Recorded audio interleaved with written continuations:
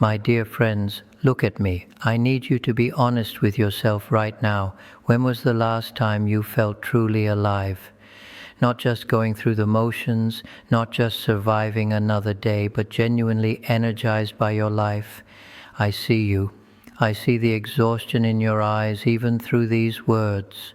I know that heaviness you carry, that feeling like you're dragging yourself through each day. You wake up tired. You go to bed tired, and somewhere in between you're pouring yourself out for things and people that leave you completely empty. Let me tell you something. 15 years ago I collapsed. Right there in the monastery garden, just fell to my knees. I'd been carrying resentment toward my brother for 7 years. 7 years, and it was crushing me. Every meditation, every teaching I gave, there it was, this boulder on my chest. I thought I was being strong by holding on to it. I thought letting go meant he won. I was so wrong. Listen to me carefully. What's draining you isn't life itself. It's what you refuse to release. It's the toxic relationship you keep justifying. It's the job that's killing your spirit. It's the grudge you've been nursing for months or years. It's the expectations, other people's expectations, that you're breaking yourself trying to meet. You're climbing a mountain, my friends, but you're doing it with a backpack full of boulders. And you know what? You put those boulders in there yourself. Maybe someone handed them to you, but you're the one who kept carrying them. Stay with me here. Over these 8 teachings, we're going to walk together through the sacred practice of releasing what drains you. I'm going to show you how to recognize your energy thieves, why you cling to what hurts you, and how to create space for what actually nourishes your soul. This isn't going to be easy. I'm not going to lie to you, but I promise you, on the other side of this releasing is a life you can barely imagine right now. A life where you have energy for what truly matters, where you wake up and actually want to be awake. Close your eyes. Take a breath with me. Right now, just one deep breath. Are you ready? Are you really ready to put down what's been crushing you? Then let's begin. All right, my friends, we need to get brutally honest. Right now. No more pretending. No more excusing, no more it's not that bad. I want you to do something for me. Think about your life, really think about it, and name 3 things that exhaust you just by thinking about them. Not physically tire you out, drain your life force, make your spirit heavy. Is it a person? Maybe that friend who only calls when they need something, who talks at you for an hour and never once asks how you are. Is it your job? That position you took because it looked good on paper but leaves you staring at the ceiling at 3 a.m. wondering, is this it? Is this all there is? Maybe it's a grudge you're holding. Every time you think about what they did to you, what they said, how they hurt you, you feel it all over again, like it just happened yesterday. That's draining you, my friend, every single day. Let me tell you about Sarah. She came to me 3 years ago, successful by every measure society cares about. Great career, beautiful home, busy social calendar, and she was dying inside, completely depleted. Tenzin, she said, I have everything I'm supposed to want. Why do I feel so empty? You know what I told her? Because you're giving your energy to things that don't give anything back. Listen carefully. There are 3 categories of drains in your life. First, people who diminish you, who take and never replenish. Second, patterns that deplete you. Perfectionism, people-pleasing, saying yes when you mean no. Third, possessions that burden you, that house that's too big, those commitments you made from guilt, that stuff you're maintaining that doesn't even matter to you. Here's what I need you to understand. Your energy, your life force, it's like a river, it's meant to flow, but everything that drains you, that's a dam. It's blocking your natural current, and you've been building these dams yourself, stone by stone, justifying each one. But I can't let go of this person. They need me. Do they? Or have they just become dependent on draining you? But I invested so much in this career. Did you? Or are you just afraid of what people will think if you admit it's not working? But I've always done it this way. Have you? And how's that working for you? Stop, just stop. Life is too short. Our time here is too precious to spend it being emptied out by things that will never, ever fill you back up. Name your drains, say them out loud, write them down. This is where your freedom begins. Now comes the hard part, my friends. Stay with me. You know what drains you? You've named it, you can feel it right now, can't you? That tightness in your chest when you think about it. So here's the question that's going to make you uncomfortable. Why are you still holding on? Be honest with yourself, really honest, because I'm going to tell you something that might upset you. You're choosing this. Every single day, you're choosing to keep what's draining you. I know. You're thinking, Tenzin, you don't understand my situation. But I do, because I did the exact same thing. For 12 years, I clung to my identity as the perfect monk, the one who never struggled, who had all the answers, who had completely transcended suffering, and it was killing me. I was exhausted from pretending, drained from maintaining this image. But I held on so tight. Why? Because I was terrified. If I'm not the perfect monk, then who am I? Listen to what I'm saying. We cling to what drains us because letting go means facing something even scarier, the unknown, the emptiness, the question of who we are without this thing we've been carrying. Let me tell you a story. In the monastery there was an old monk who tended the gardens. One day I found him clutching a handful of dead flowers, just holding them in his palm. "Brother," I asked, "why are you holding dead flowers?" You know what he said? "Because I remember when they were beautiful. If I let them go, that beauty is truly gone." Do you see what I'm saying? We hold on to dead things, dead relationships, dead dreams, dead versions of ourselves, because we remember when they were alive. Letting go feels like losing that completely. But here's the truth. You're not losing anything. It's already gone. You're just finally admitting it. There are 3 main reasons we cling. First, fear of emptiness. If I let this go, what will fill the space? Second, fear of guilt. What will they think? Will I hurt them? Am I being selfish? Third, fear of change. The devil I know is safer than the angel I don't. That last one, my friends, that's the one that keeps most people drained for their entire lives. Familiar suffering feels safer than unknown freedom. Think about it right now. What are you really afraid of losing? What are you protecting by staying drained? I promise you, the freedom waiting on the other side is worth the fear. Trust me on this. Okay, I know what you're thinking right now.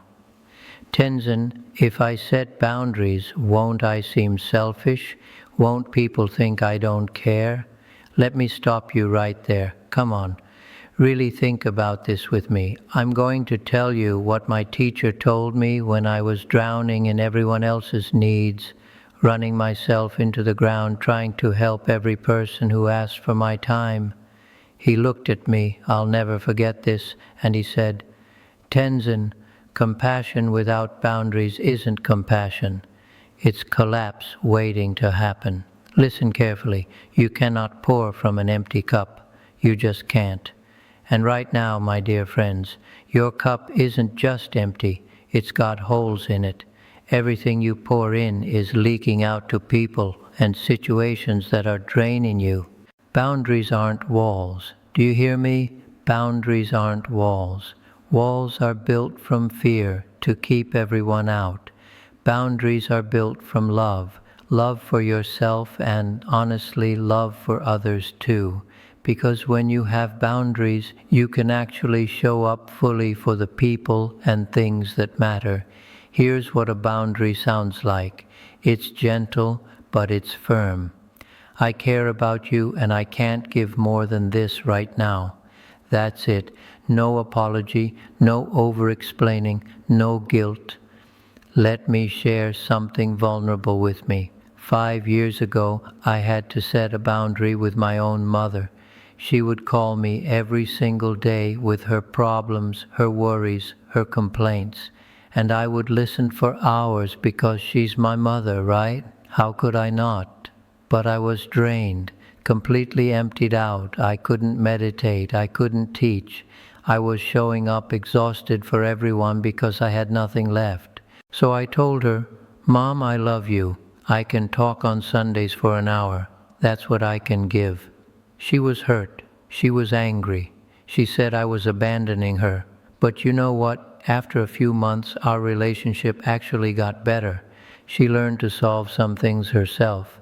Our Sunday calls became meaningful instead of draining, and I had energy to actually be present with her. Think about your life right now. Where do you need boundaries? With that friend who takes but never gives? With your boss who assumes you're available 24/7?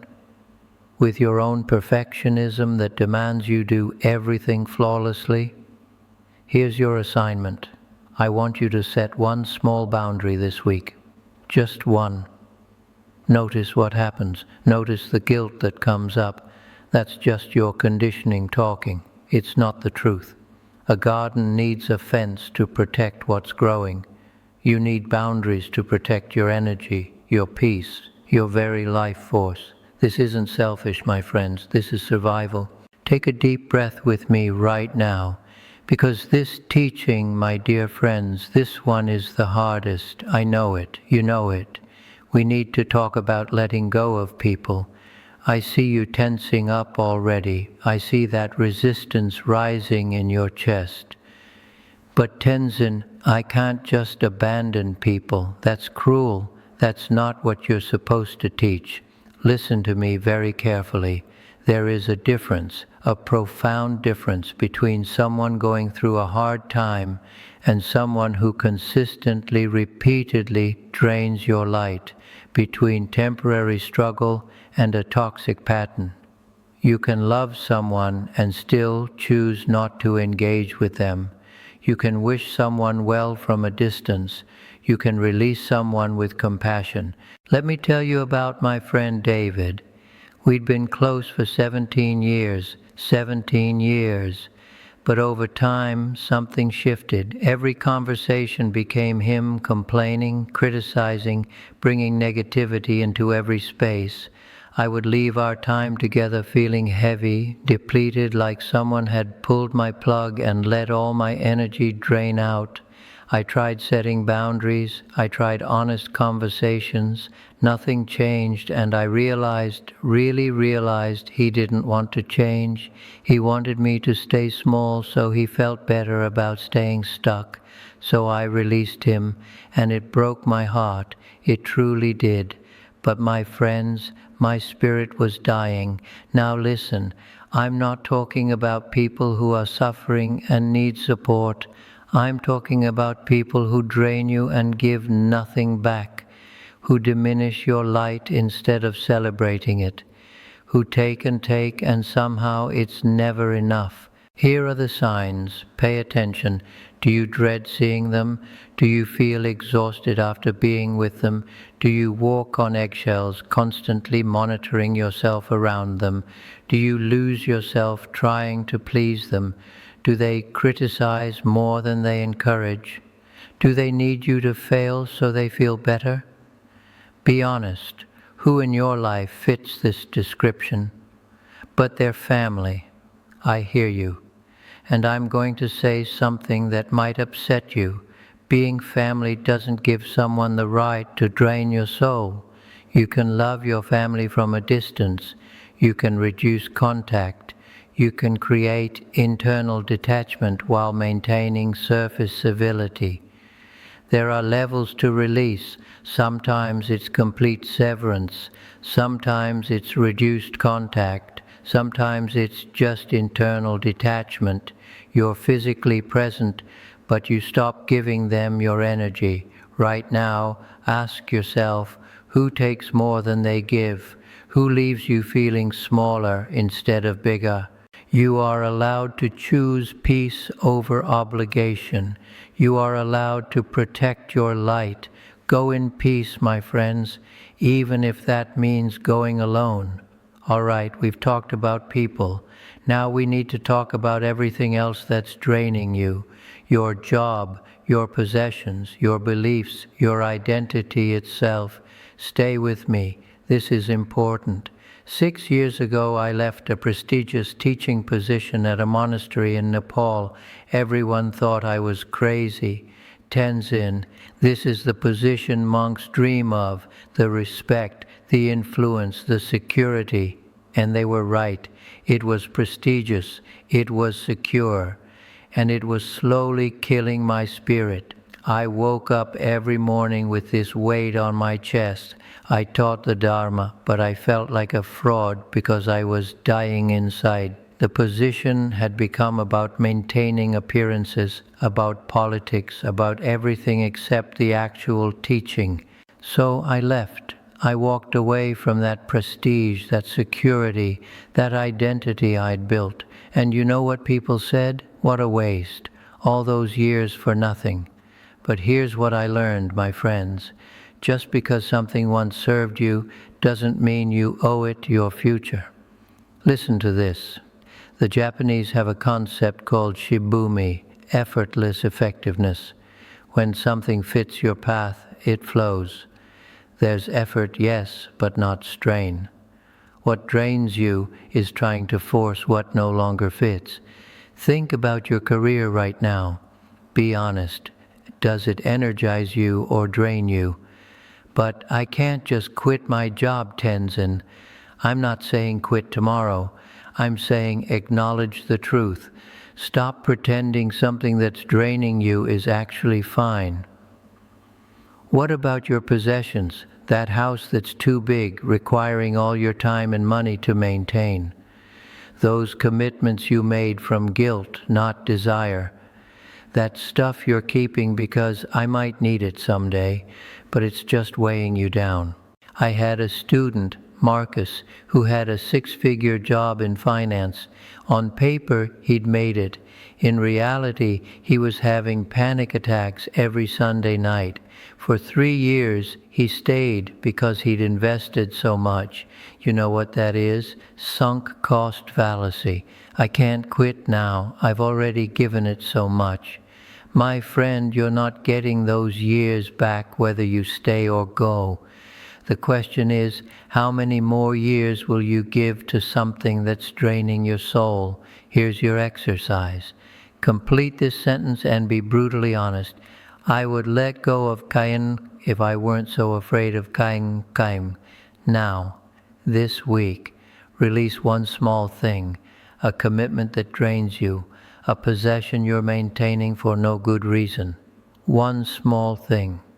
Because making space, my dear friends, making space is how new growth happens. You cannot plant new seeds in soil that's completely full of dead roots. Clear the space. Trust what wants to grow. Now listen very carefully, because people get this wrong all the time and end up right back where they started. You've released what drains you. You've created space. And your first instinct, your very first instinct, is going to be to fill that space immediately. To rush into the next thing, the next relationship, the next commitment. Don't do it. Sit with the emptiness first. I know it's uncomfortable. I know it's scary. I know every part of you wants to fill the void right now. But this emptiness, this sacred space you've created, this is where transformation happens. Let me tell you what happened to me after I left that monastery position. I panicked, completely panicked. I defined myself by that role for years. Without it, I didn't know who I was. I felt like I was floating in this vast emptiness with nothing to hold on to. My teacher said, "Good, now you can discover what's actually there when you stop filling the space with noise." And you know what I found in that silence? Peace, clarity, my actual self instead of the role I'd been playing.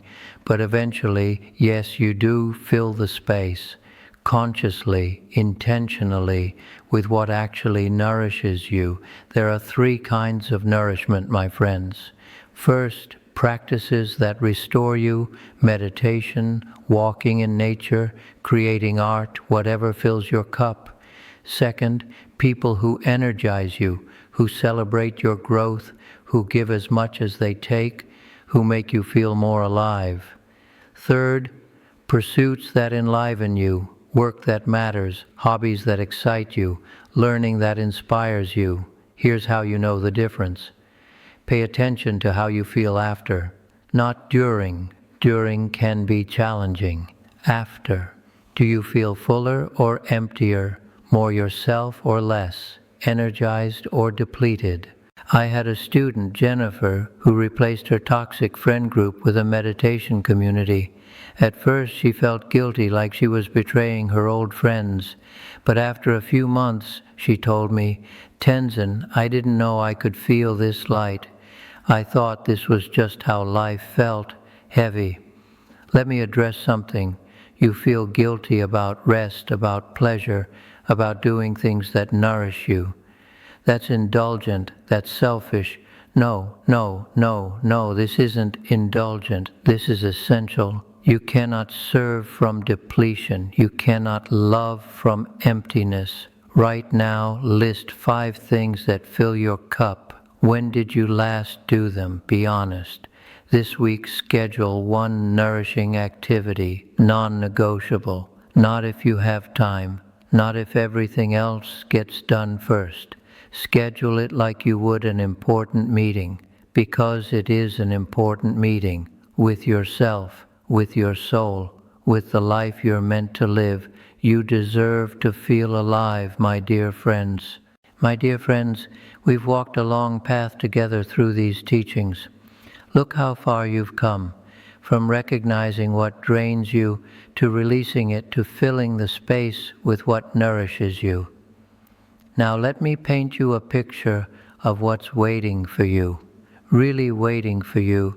Imagine waking up and actually wanting to be awake, not hitting snooze 5 times, not dreading the day ahead, but genuinely feeling energy for what's coming. Imagine having enough energy left at the end of the day to do something that brings you joy instead of just collapsing. Imagine relationships that fill you up instead of drain you, conversations where both people give and receive, where you feel seen and celebrated, where you can be fully yourself without walking on eggshells.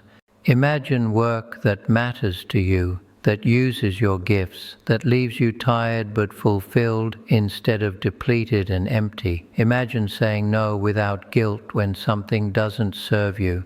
Imagine saying yes with your whole heart when something does. This isn't fantasy, my friends. This is what becomes possible when you release what drains you.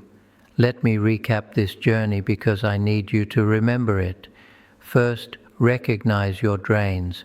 Name them honestly. Second, understand why you cling. Face your fears. Third, set boundaries. Protect your energy. Fourth, release draining people. Choose peace over obligation. Fifth, abandon what no longer serves. Let go of dead things. Sixth, fill the space wisely. Nourish yourself intentionally. I'm teaching you right now from a place of fullness. 6 years ago, I was teaching from depletion, running on empty, pretending I was fine. The difference is night and day. And you know what? You can feel it, can't you? You can feel when someone is pouring from fullness, versus scraping the bottom of an empty barrel. I'm not going to lie to you. This isn't a one-time thing. This is a practice. Every day you're going to have to choose again. Release what drains. Protect what nourishes. Say no to what depletes. Say yes to what enlivens. Some days you'll do it well. Some days you'll slip back into old patterns. That's okay. That's being human. The practice is noticing and choosing again. You have everything you need for this liberation. Everything. It's already inside you. You just have to stop giving it away to things that don't deserve it. So here's my challenge. Right now, today, begin with one small release, one drain you let go of, one boundary you set, one nourishing thing you say yes to, just one, and then tomorrow choose again. My dear friends, I see your courage, I see your struggle, I see your deep longing for a life that doesn't drain you dry. That life is possible, it's waiting for you, right on the other side of letting go. Life is too precious, too fleeting, too sacred to spend it drained and depleted and dying inside. 25. How to stay centered when life gets overwhelming. Monk Tenzin Norbu,